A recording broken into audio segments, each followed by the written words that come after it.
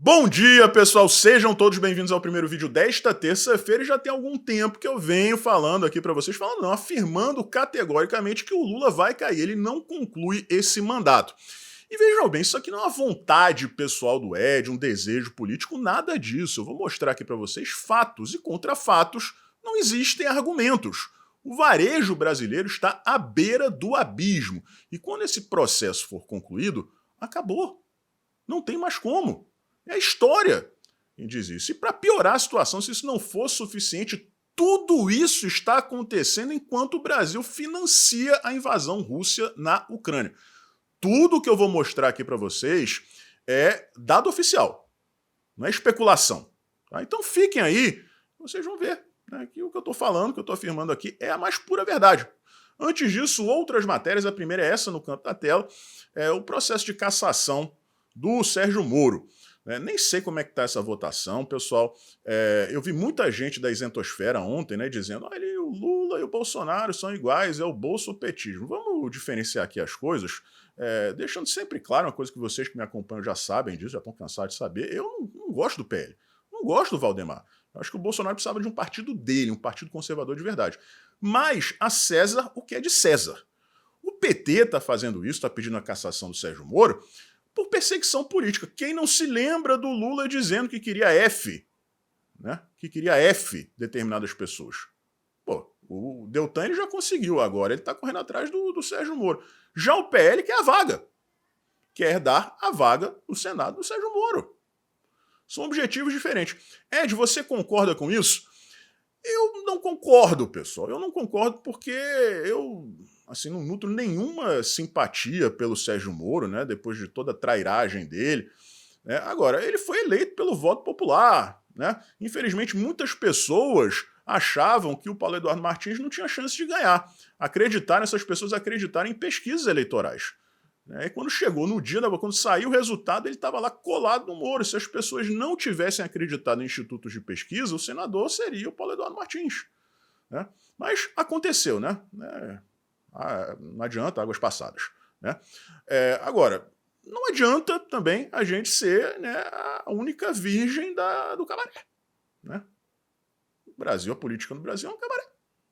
Então, aconteça o que acontecer aí. Né? Agora, repetindo, os objetivos do PT e do PL são completamente distintos.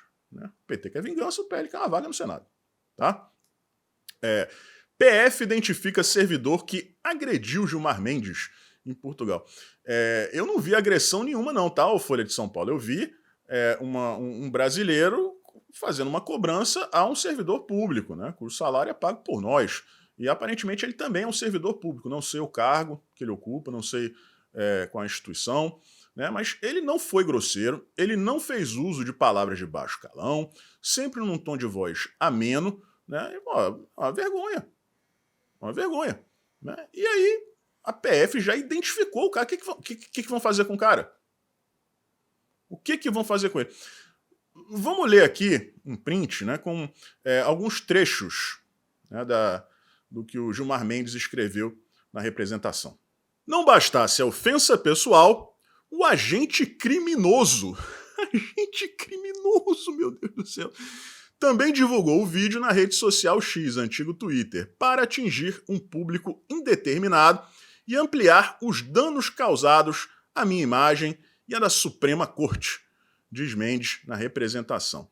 O magistrado afirmou ainda que o servidor teve como objetivo intimidá-lo e desestabilizar o funcionamento da instituição, como se, né, uma pessoa falando aquilo tivesse poder de, né, desestabilizar alguma coisa. Né?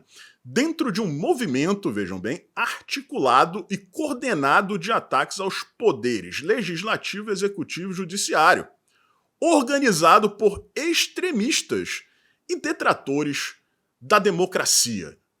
Criminoso! Os caras jogam bola com a cabeça do Bolsonaro, fazem boneco voodoo de 2 metros de altura, espetam com espeto de churrasco. Né? Quantas postagens a gente não viu nas redes sociais? Pô, Adélio, você podia ter caprichado mais. Né? E essas pessoas não são criminosas.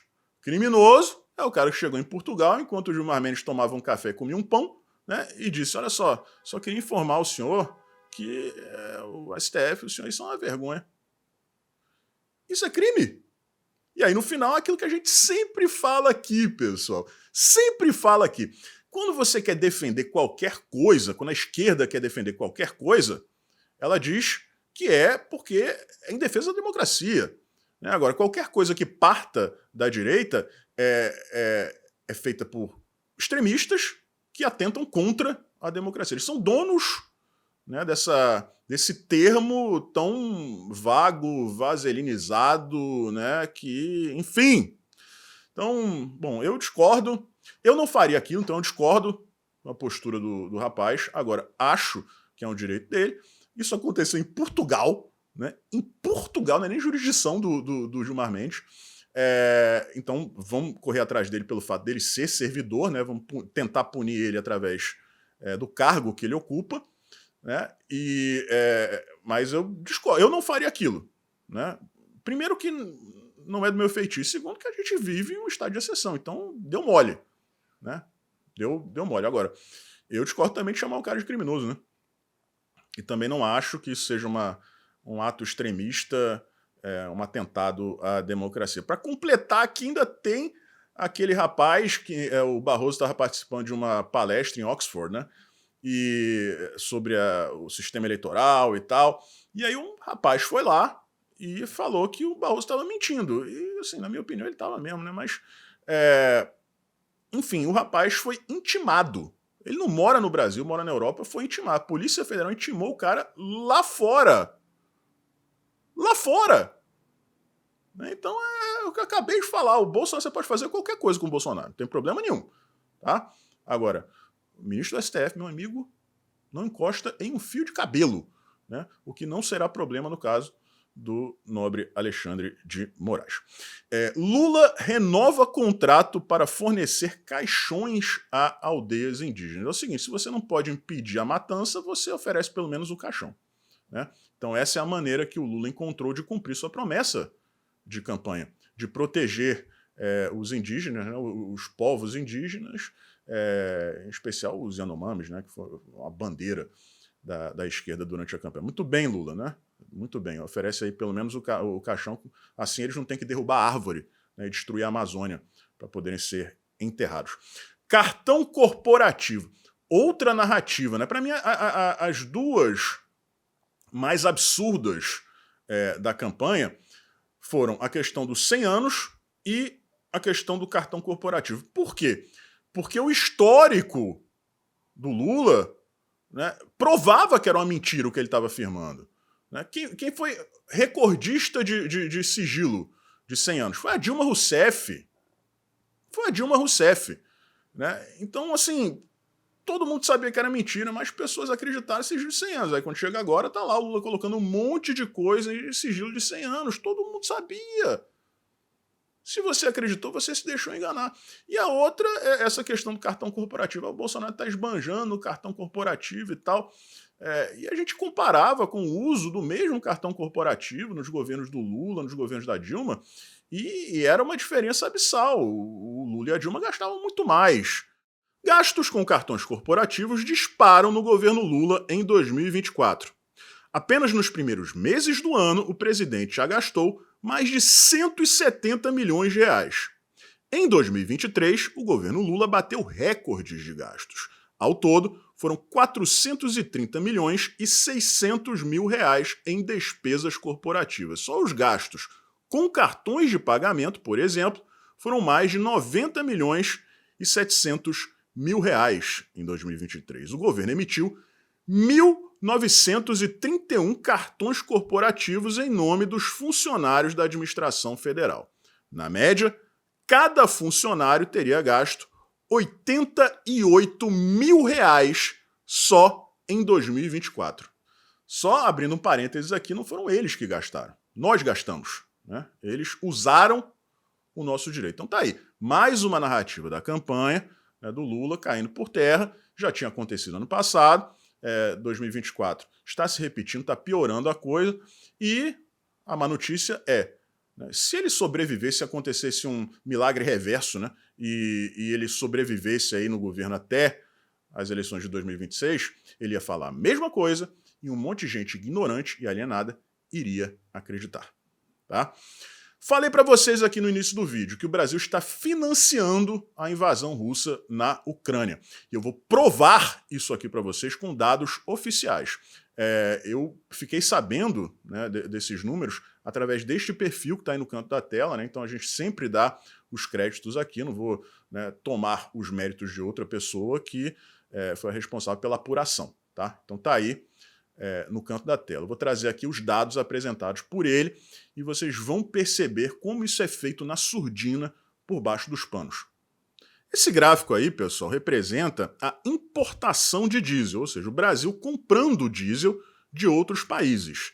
E ali embaixo vocês veem Rússia, Emirados Árabes, Estados Unidos, Holanda, Índia, Arábia Saudita e outros. Agora vejam ali aquela linha vermelha na vertical. Ela está marcando o início do ano de 2023. Tá? E o laranja, pessoal, é a cor da Rússia neste gráfico. Agora, os números que importam aqui para a gente. No ano de 2022 inteiro, o Brasil importou 101 mil toneladas de diesel russo. Tá? O último ano do governo Jair Bolsonaro, 101 mil toneladas. Já no ano de 2023, primeiro ano de governo do Lula, foram 6,1 milhões de toneladas. Nós saímos de 101 mil toneladas em 2022 para 6,1 milhões de toneladas. Isso é um aumento, pessoal, de 6.000% na compra de diesel da Rússia. E aí quem fica feliz?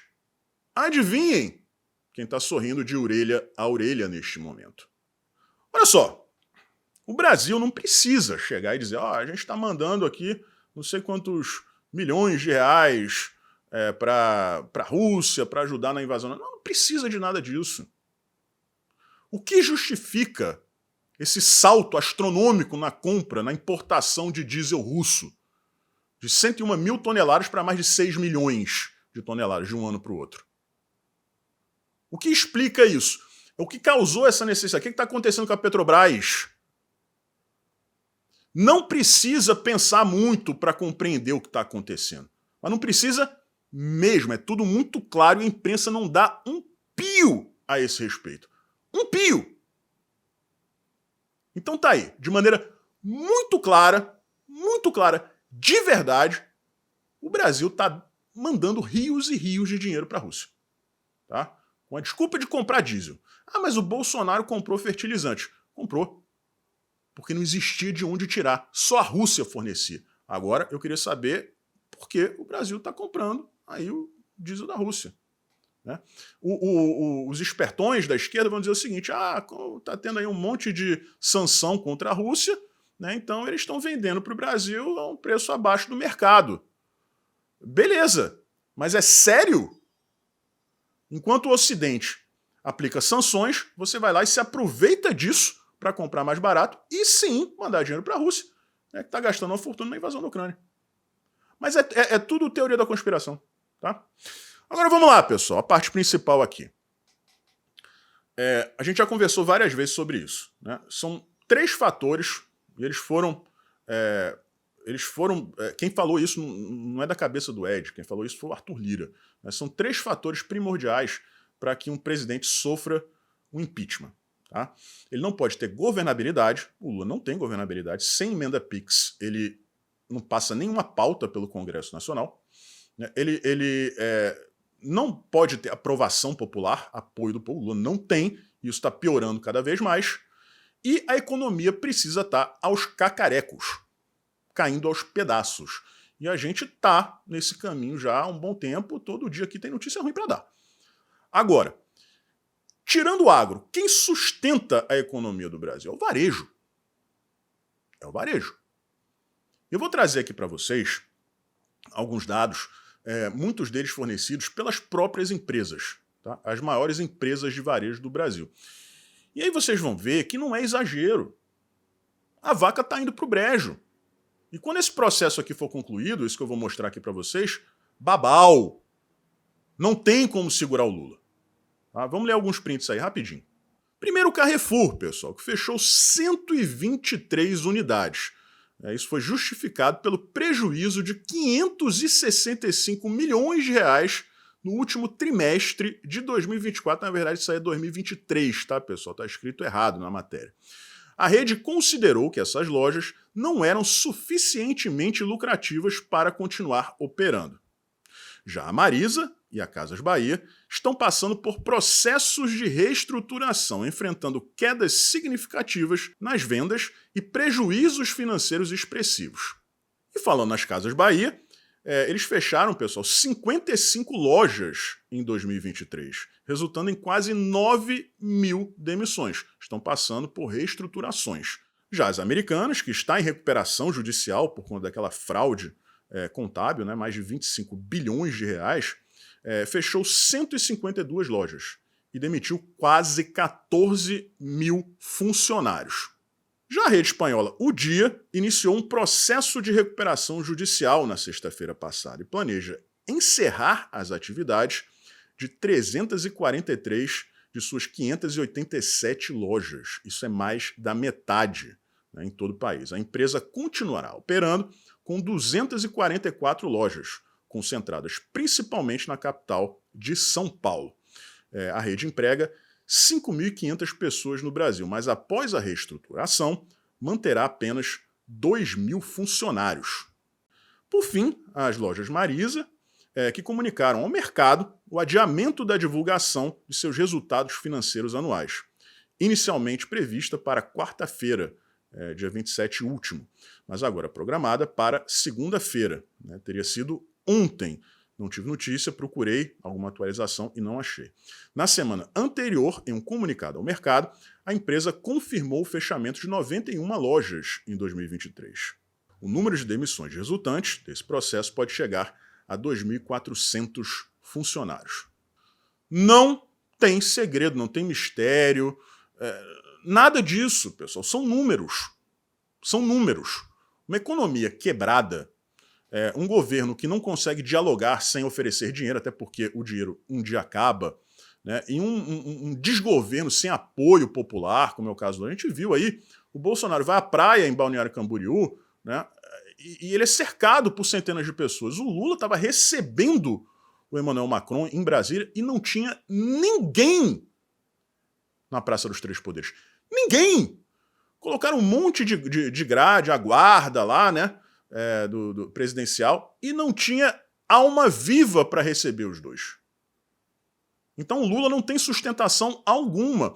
Vou dizer aqui pela milésima vez, isso aqui não é o desejo do Edson, não é a vontade minha, não é a vontade da direita conservadora. A história mostra que todos os impeachments aconteceram diante do mesmo cenário. Esse que foi descrito pelo Arthur Lira, quando cobrado pelo impeachment do Bolsonaro.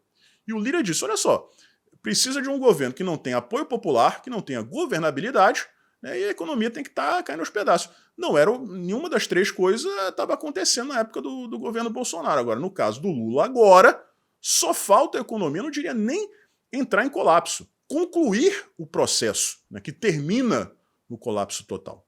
Tá? Então, o que eu digo para vocês aqui é o seguinte, a gente fala isso, né, na esperança do Lula cair, mas a gente não pode esquecer que quem mais vai ser prejudicado por isso somos nós. Então apertem os cintos, porque nós vamos passar por uma turbulência daquelas. Tá? Se Deus quiser, no final da turbulência, né, a gente vai ter uma calmaria, mesmo que seja, né, o Chuchu, né, mesmo que seja ele, né, qualquer coisa é melhor do que o PT. Tá? E em assumindo a presidência o Chuchu, eles vão iniciar uma guerra interna. Né? E aí sim, é bom para a direita. Tá bom? Mais tarde a gente volta com um novo vídeo, um forte abraço e a gente se vê por aí.